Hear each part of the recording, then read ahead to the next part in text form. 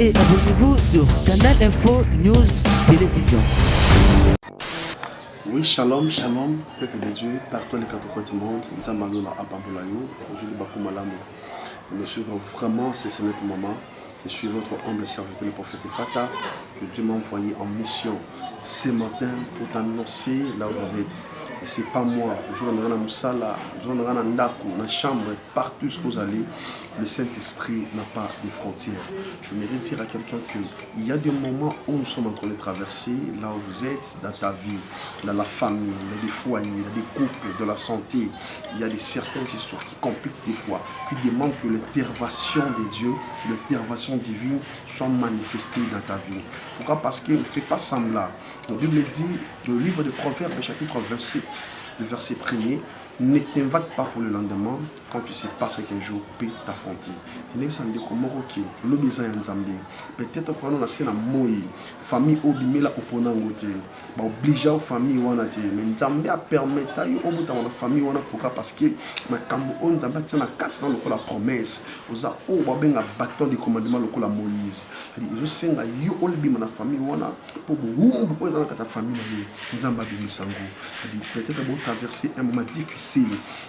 Na thème aujourd'hui, na journée à l'élo, tout na bouton à l'élo, ici qu'on veut que soit l'air avec laquelle nous allons c'est-à-dire, on s'est posé question qui nous attire ces malheurs. Nani aza moboko ne va passer aux autres traversées. Ils ont famille, ils ont papa, ils ont maman, tout ils ont yomoko, ou bien ils ont environnement. Peut-être ils ont battu nos sous-sous, ou peut-être ils ont confiance. Oui, mais qui quoi pour trahir ngati mais à cause ya lisolo ka obeti a même lisolo ka obeta ndenge mabe libala mekufi ezana batu mususu ba bomela yo ba foyer ezana batu mususu ba bomela yo vie ezana batu mususu ba bomela yo ba relation ezana batu mususu ba pata de sorte que non ba bimisa yo na chemin à promesse na yo mais laisse-moi te dire la vérité ce qui batu bazo bituna qui nous attire ces malheurs pour vous dire quoi? Malheur vous savez, lorsque Joseph azalaki na kati ya bandeko na ye, Bible zoloba que Joseph azolota na ye ndoto ya pamba. Mais kobeta li solo abeti pe bandeko na ye, Bible zoloba na Genèse ki ba ini ndeko na bango. Pour vous dire quoi? Adi malheur yaka place bato bavandi. C'est que ça na mutu mboko fa na origine ya malheur. Même la bénédiction c'est une origine. Au cours du makambo il n'y a pas aux bénis. Non non, il faut nous amener à travers le chemin à destin pour que la bénédiction. Je voudrais dire à quelqu'un, la question que je me suis fait poser moi-même, qui m'attire ces malheurs? Nani aza auteur ya malheur na yo? Au cours de la problème, nani aza auteur ya séparation? Nani aza auteur ya divorce na yo? Nani aza auteur ya kozanga musala na yo? Nani aza auteur ya koloka yo? Nzamba permettra yo olonga mboko okinda mais bandoto na yo ozongaka na mboka oyo.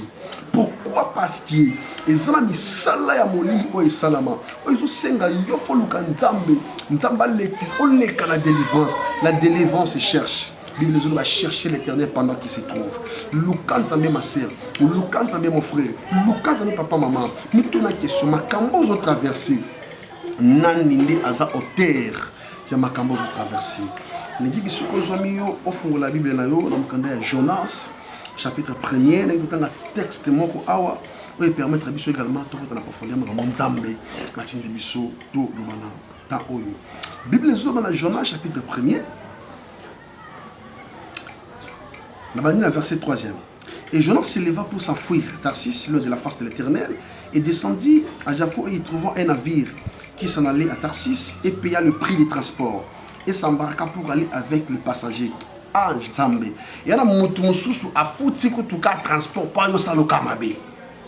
Na sakoli lo comme sakoli. Nzamba a fungola mabele. Mutu nyonso anga futa billet pa aloka vina yo. Avion de ça la crache au nom de Jésus-Christ de Nazareth. Bible Zoloba pour aller avec le passager à Tarsis de la face de l'Éternel, mais l'Éternel fit souffler sur la mer un vent impétueux. Il s'éleva sur la mer. Une grande tempête et le navire menacé de faire naufrage. Les mariniers eurent peur. Ils implorèrent chacun leur Dieu. Et ils jetèrent dans la mer les objets qui étaient sur les navires.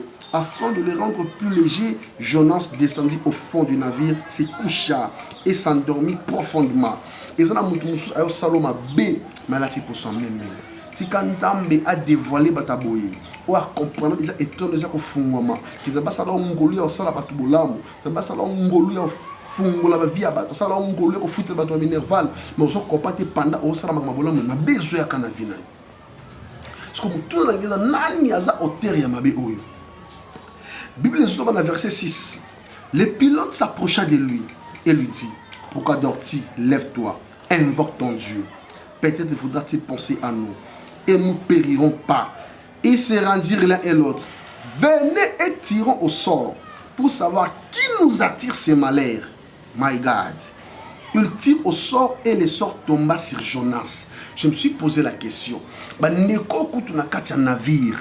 Bazui révélation ya komi tuna nani osala biso mabe oyo komela biso to tambola na biso na navire mai mu pepe otika lo yate bambongi oyo me ndenge ni lelo bambonga makasi pe mi pepe ezoya na vie ya ndeko moko babwaka babiloko na bango na mai po ba peser mu pepe oyo bando souffrir na kata mai o kanda Nzambe tellement pourquoi parce que Nzambazu Jonas a tindi place ya tina kiye Jonas s'est détourné la présence de Nzambe ayeko se retrouver na kaya bato bazaba innocent lokola yondo kozola na ngai o vanda o yamba mwana mamaleki o yamba noko o bengi so futele minerval o zo fubele billet alanjo bisika bozali kaka ye wana attirer le malheur na vie akoma source ya problème na foyer na yo akoma source ya problème na mariage na yo akoma source ya kobwaka ba sort na kati ya vie na yo na ngine bisande komoko ozo tellement oluka Nzambe soki ba oluki délivrance na yo te yeba ke diable akosakana na yo. Bible zoloba na mokanda ya 1 Corinthiens chapitre 10 verset 13e. Il dit aucune tentation ne vous est survenue en étant humain. Dieu qui est fidèle ne peut jamais vous laisser être tenté au-delà de votre propre force. Malgré la tentation, surmontez-les. Oh Jésus, merci. Jonas va tirer au sort et qu'on a vu à Jonas. Mais il y a des comment on a nangai. Nanaza au terre ya bazemi ko sopana na vie na yo. Nanaza au terre ya maladi o ekanga ma vie na yo. Nanaza au terre baninga ba classe zo sila yo ils ont avancé te. Nanaza au terre ya ba en fait son salika choix ya malamu 2 mois après il faut bokabwana. Nanaza au terre. Nanaza au terre ba noto mabe. Au déplaçant au voyage au Kenda, mais au l'autre cas parcelle na bino au Kenya, mais au l'autre cas place au la ka aux alaka na RDC, place aux alaka na Gabon, place aux alaka na Cameroun, au l'autre cas place aux alaka wana, place aux alaka na déplacement au longa Québec, au Keta musuna Las Vegas, mais au l'autre cas place wana. Imagine c'était au longa la parcelle wana yo zalana il y a cela 20 ans, 10 ans passés, mais yo l'autre kaka. Est-ce que ba kanga yo nzete wana? Est-ce que bakanga yo quelque part? Oh yo foye ba ke nana zo tirer malheur na vie na yo. Nani azana source ya malheur oyo. Nani azana source ya malédiction izo na jena vie na yo. Bible zo bana Ézéchiel chapitre 18, le verset 1er. Les zoloba, le père a mangé les raisins verts et les dents des enfants ont été agacés. Attention, le verset 20e. Les zoloba, toute âme est à moi. L'âme qui pêche, c'est l'âme qui mourra. Ce qui va zala ba souci à malheur na vie na yo, ba lakela yo mabe, ba boakela yo maladie, ba loba maloba. Il y a une puissance de Dieu et traverser. Écoute et fongo la makamla yo, malheur wana ezika au nom de Jésus. Na sakoli na kombo na Yesu Masia. Bible zoloba alléluia. Na mukanda Isaïe chapitre 54 le verset 17e. Il dit toute arme forgée contre moi sera nulle et sans effet. Et toutes là qui se lèveront en justice, je les alléluia, je les condamnerai au nom de Jésus. Na condamné ma loba nyos ya molili et va nous attirer malheur na vie na yo au nom de Jésus Christ de Nazareth. Oh Jésus, ma loba eleki comme nzambe ta. Malheur batia na vie na yo eleki comme Yesu ta. Il y a un Dieu qui opère le signe, le miracle, le prodige. Tika a opéré mon vie en décoration dans ngai. Yo ba botola mabota ezonga au nom de Jésus. Yo ba botola ba itidi, ba botola mikanda, ba botola stabilité. Oh my God. Nzamba zongi sela yo yango na kombo na Yesu Masia. Na sakoli au nom de Jésus. Au dépassa ba mbongo na ba opération, na ba kyste, na ba tumeur, na ba cancer. Il y a un seul Dieu qui est capable de te guérir na ba malheur wana. Au nom de Jésus-Christ de Nazareth. Yebi ki ozo mitu na ba question Seigneur. Pona nini kaka nga malheureusement utawapi. Oh Jésus. Nazo yebisa nzambe na lola. Azala kimia na vie na yo. Akomiso lokola mboka o itongami likolo ya ngomba. Mutu nyoso leke famo nango. Mon peuple nyonso ba trasa na famille na yo. Ke bato bako vivre di bala na stabilité te. Ke bato bako vanda kimia te. So simbika mbongo fo kweya. So ko bandi commerce il faut dinda. Comme sous Jonas moko ayaki na vie na yo. Mais Bible zoloba na mukanda ya Romains chapitre 8 le verset 1er. Il y a donc point de condamnation pour tous ceux qui sont en Jésus-Christ. Si kantambo yotil elikia. Nzambo yo kabeli bolenge, nzambo placé foi. Alobina Jérémie, oh Jésus, malheur à celui qui fait de l'homme son appui. Côté likia nan de côté, à trahir yo. Ozobenga ma copine, ozobenga confident, le meilleur confident c'est Jésus-Christ de Nazareth. A tonga yote, a trahir yote, a lo makambo na yote. Je te pose des questions qui malheureusement na vie na ola la kapongi. Na besoin on longwa na pongi wana. Zamba tellement apeso ma caspe force. Na déclarer santé mutumo ki bandaki ezaki malamuté. Nzamba song a restaurer santé na yo. Au nom puissant de Jésus-Christ de Nazareth. Quel que soit loi ya famille, quel que soit esclavagisme, quel que soit loi malédiction, ne pas prononcer et attirer malheur na vie na yo. Ayo za la kana ba masque de vieillesse. Yo za la kana ba miome na ba vibron. Na déclarer au nom de Jésus. Ce qui m'a camé que ça na vie na peu le malheur. Si kanzamba panzango na kombo na Yesu Masia. Ba noto no kana zamba. Nana mema esprit no na zamba. Nana mema esprit no na katamai. Nani auteur ya malheur amema yo akanga yo. Bible zolo bana Marc chapitre 11 verset 1er. Bakanga anomo comme na parti na Bethphagée. Nzamba zo yebisa ba disciple. Bokende na village de boso na bino. Boko kota mwa na parti mo akangama. Bofungola boutika ya kende. Et ceux qui ba tout bino na tinde bino. Répondez les propriétaires en a besoin. Aussi longtemps nzamba si na bosa na yote. Mutatia moto na sema bela zati. Na rete mo pepegno sa sorcellerie. Na rete c'est ma femme, ma mari de nuit. Il y a nota ba cauchemar ya molili. Oh nyonso ils a précoce. Oh pambola komba yesu na vie na yo. Ils ont attiré malheur na vie na yo. Au nom puissant de Jésus-Christ de Nazareth. Que le Dieu de gloire, que le Dieu de grâce, que le Dieu d'Israël, qu'il l'a manifesté, il a passé à la mort, à la croix, à la résurrection. À ce que ça vient na yo la comprendre sur Masia. Ils ont dit comment kazola na gazo mitu na Seigneur. Maladie ou melipe mingi. Célibat ou ifandi pe mingi. Nazo déplacer aussi mon mot nazo lia. Attention ma sœur, mon frère. Kolia comme les kosayote kolata. Moi moi si mon kombo ya Anne a comprendre que peni nazo tirer malheur na vie na ye. Oh Bible zolo ba Anne tellement na koluka nzambe na silo. Et appelé l'ensemble na alliance. Nzamba tellement afungola vie ya Anne. Bakomba bana peni tangama na Bible ta. Mais kombo ya bana ya Anne tangama na Bible. Tika Nzambe alongola malheur nyonso na vie na yo au nom de Jésus-Christ. O nyonso basangana ki lokola bato basaloma be. Bible ezoloba na Deutéronome chapitre 28. Ils viendront un seul chemin. Ils seront retournés au chemin dispersé. Si quand Nzamba sala bangono na yo ba marche pied na yo, au nom puissant de Jésus-Christ de Nazareth, dans 3 jours il y a prière contre Zanango. Si quand Nzambe, maman, papa, landa biso na 3 jours à prière, to luka Nzambe na bozindo, Nzamba tellement akangola, aspect sa délivrance na vie na yo, au nom puissant de Jésus-Christ de Nazareth. Na sakoli faveur Nzambe, ils la partagent na yo. Bible va vous serrer la tête et non la queue. C'est quand Nzambe a même élévation dans la vie. C'est quand Nzambe a même stabilité dans la vie. C'est quand Nzambe a longue identité à malheur dans la vie. Porte nyos à malheur et fongamaki. Na kangi pe na brisé. Au nom puissant de Jésus-Christ de Nazareth. Que la puissance de Dieu des esprits des prophètes. Alléluia. Écoute la vie na yo na kombo na Yesu. Nzambe a même rythme Moabite. Akutanisa na liasa Naomi. Akutana Boaz. Amema yo akutanisa yo na Boaz. Au nom de Jésus. Nzambe azwa Esther. Alléluia. Azwa yebisa Mardoché. Yebisa Esther. Ne pense pas que parce que tu es dans la maison du roi, oh, tu dois t'échapper à la mort des Juifs.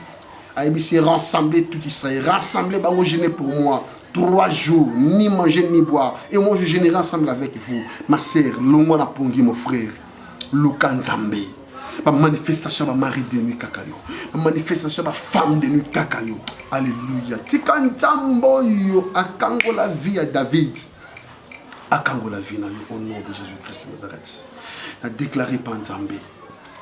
Na mutu nyonso atelemaki. Pa betimaki li bakoma la bakolo na moment au Père. Je prie à mon Dieu, le Dieu de mon alliance, le Dieu d'Israël, Jésus-Christ de Nazareth, Père de gloire. Il est temps, oh Dieu. La Bible dit ta main n'est pas si courte pour toucher. Il est temps que le porte de ses s'ouvre, de toucher la vie de tout et chacun. Au nom puissant de Jésus. La Bible dit, tu as fait le vent, le messager et tes serviteurs, le flamme de feu. Na sakoli moto na Nzambe. Et ziki sa malheur nyonso. Malédiction. Oh nyonso ya prostitution. Et zika au nom de Jésus. Que la dimension de la guérison soit opérative de manière miraculeuse au nom de Jésus. Tika faveur en Nzambe. Ils en partagent dans eux. Que le Saint-Esprit de Dieu localise ta promesse, localise ta destinée, localise ta paix, localise ta restauration. Alléluia. Dans le nom puissant de Jésus-Christ de Nazareth. Que tu sois couvert sous l'abri du Très-Haut. Dans le nom de Jésus. Je déclare la paix, la puissance, l'honneur, la gloire, la réussite et la victoire soit ton partage afin que tu sois couvert sous l'abri du Très-Haut. Au nom de Jésus. La Bible est dit dans le livre de Psaume chapitre 23. Même si je traverse la vallée de l'ombre et de la mort, je ne crains aucun mal. Quand ta houlette et ton bâton me rassurent. Alléluia. Il est temps de dresser une table à face de nos adversaires. Et loin que nos têtes et nos coupes débordent.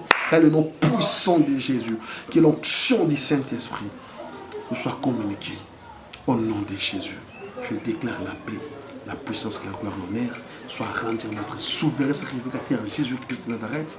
Dans le nom de Jésus, nous avons ainsi prié. Nous te disons merci Seigneur Jésus-Christ. Si quand Nzambe alola, apambola une de connexion sur le salut de Toko, le prophète Fata en ce moment, il explique que qui Nzamba zolo banamukanda Psaume chapitre 41 du premier verset. Alors bi mutu nyonso ko privé droit orphelin ti. On nyonso pour s'intéresser na orphelin. Nzambe au kangola pe au délivrer vinayi. Ezana ba ndeko bana moko pendant ba confinement au depuis bandaki bazanga tata, bazanga mama, bazanga soutien. Mais quelque part ozolela tam sous mabota, ozolela tam sous stabilité, ozozela tam sous ouverture moko. Mais tika na yebisayo. Kokanga mutema te pona bana o. La parce que vous avez la semaine passée, la photo coûte la tina qui va nous pendant 3 jours, c'est-à-dire tellement n'a pas Nzambe. Ce mot tellement simba ma penza. oyo kambela oyo nzamba lola akozanga te okangola yo ana ndeko moko banda koluka mabota mais atelema asungaka ba orphelin oyo ata etenya elamba ta mai ya pamba orphelin wana amela ta to bondela kana bango pendant 3 jours azobondela nzambe pona kombo na yo malgré ma souffrance na ye nzamba telema fongo na likolo na lancé appel à des connaissances, quel que soit malade, quel que soit ma problème, quel que soit ma dimension que je traverser, on a besoin de personne témoignage. Mais tellement, Bible dans Psaume chapitre 50, le verset 5, rassemblez-moi tous mes fidèles qui ont fait l'alliance avec moi pour le sacrifice. Peut-être on peut savoir offrande, on peut savoir dîme, on peut savoir action de grâce. On n'en dit ce qu'on ne veut pas. Mais nous avons dans Psaume chapitre 41, on a besoin de s'intéresser à la il y a 3 ans, 4 ans, 5 ans, 6 ans, même 10 ans. Il y a 16 ans, puis Bazali. Rejoindre Bissot, moi c'est le moment. Le numéro du prophète Fata est affiché sur la barre d'écran, plus 243, 82, 21, 78, 177. Nsamba Lola a Kosangate, Kofungwa Likolo. Tika Likolo za Kofungwama, Nzamba Fongo la Misala na yo.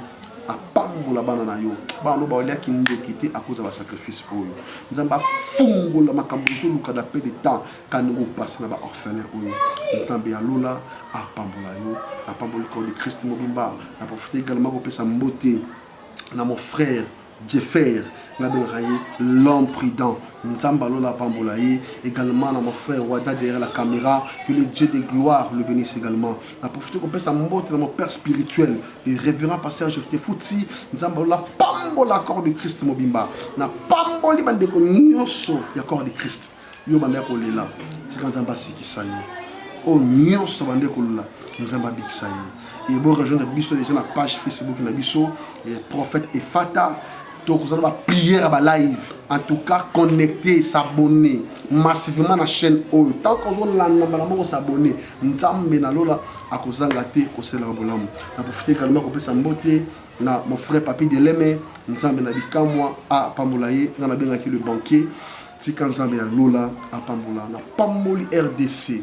On a 2 nuits. Il y a bon de la pona makambona bafele. Maman, papa s'est connecté au bon de l'ensemble. Dès le 3e jour, tout le monde a fait le bon de la live, beaucoup de monde a fait et puis que le Dieu de gloire vous bénisse. Et puis la prochaine émission, bye bye.